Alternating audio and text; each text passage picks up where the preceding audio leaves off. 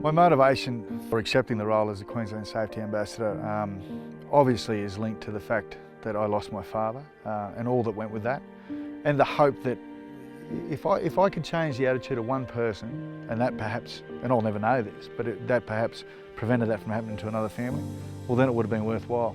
You know, I had a very, very close relationship with my dad, like I think all boys do, but if you consider that both him and I, like the passion he had for life on the land, I had from a very early age, I think, and so we had a real connection in that sense anyway. But one of my endearing memories of my dad will always be, he was a very early riser, and we'd get up, and I used to get up with him, and you know, we'd have a cup of coffee, and then we'd set off on big walks around our farm and talking about things and animals and looking at things. Those memories are really vivid for me, and I treasure those because they were moments that Dad and I spent alone. They were times I really, that's where you really get to know someone, and that's where I really felt the closest to my dad. Dad was crushed by an industrial wool press at his place of work, and I found out, ironically enough, I suppose, it happened in the very early morning hours after a state of origin. And I got a phone call from Mum. It was about 4 a.m. in the morning. At the moment I answered that phone and I heard Mum's voice, I knew what she was going to say to me, and it was to say that, you know, Dad had been killed. And it becomes a bit of a blur after that. It's just devastating, absolutely devastating. There's no other way to talk about it.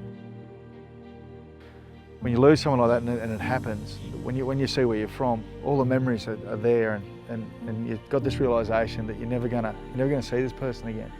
And it's a tremendously hard morning, and I saw Mum and then I saw my brother, and we were just wrecked. And it gets worse as the days go on, because the reality sets in that that's it, no more Dad, never going to see him again. And then all the horror about how it happened, and then you put yourself through all sorts of torment, you know, hoping that it didn't hurt him, hoping that it was quick, and all the while you're trying to balance like a life, you know, and it's an incredibly hard thing to do, and time's the only thing that gets you past it. And enough time's gone past now that I can speak about it and think about it, but certainly in those early days and those early weeks and months, it was horrendous. I have every confidence that my father should not have died on that day. And not for the obvious reasons that I think that there was some neglect in terms of, you know, anecdotally what Dad had said about these machines and different things. They weren't looked after, and they weren't maintained properly. And those were his words to us. But Dad being the way he was, and the way that he grew up, and you know, not in a safety culture and all those things, and being a very pragmatic bloke, would never have been the fella to say, hang on, I'm not going to be working on this machine, it's dangerous, someone needs to fix it. Dad's attitude would have been, I can just see him. He would say, oh, she'll be right, well, let's get this job done, and then we'll think about it. I think with a combination of them having looked after things a bit better, and my dad having a different attitude, Dad would still be walking around here today, and you and I wouldn't be here doing this. But I do think about when I see my kids and the different things they go through, and I just think it would have been nice for him to have seen that.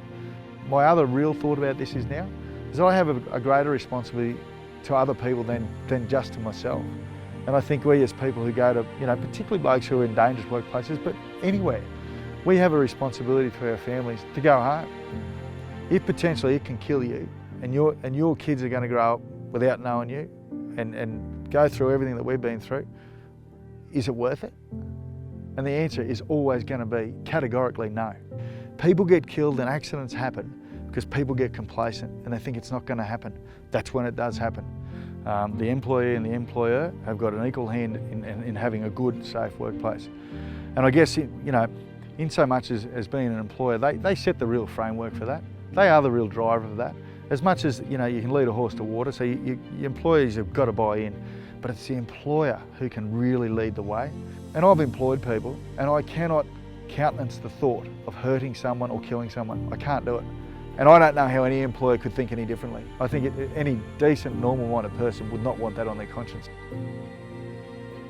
Accepting the role as a Queensland Safety Ambassador, it makes me feel like he's dying, and, you know, which I just think maybe in my own mind I feel like maybe it wasn't for nothing, and maybe that by me being able to reiterate these messages and different things, well, maybe I just put, you know, something positive around what was a really, really difficult and tragic situation.